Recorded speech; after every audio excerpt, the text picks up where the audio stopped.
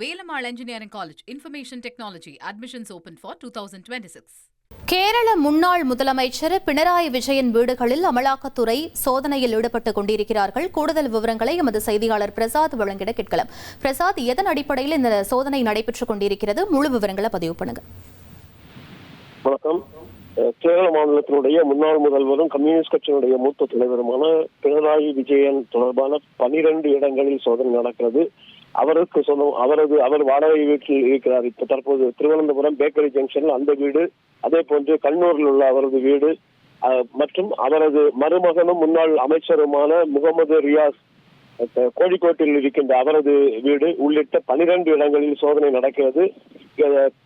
அவருடைய மகள், அதாவது பினராயி விஜயனுடைய மகள் வீணா, அவர் எக்ஸாலஜிக்கல் கம்பெனியினுடைய பேரில் கேரள அரசிடமிருந்து அவர் மாத படி வாங்கியது தொடர்பாக, அதிகமான தொகை வாங்கியது தொடர்பான வழக்கில் அமலாக்கத்துறை சோதனையில் ஈடுபட்டிருக்கின்ற இந்த அதிகாலை இந்த சோதனை துவங்கியது.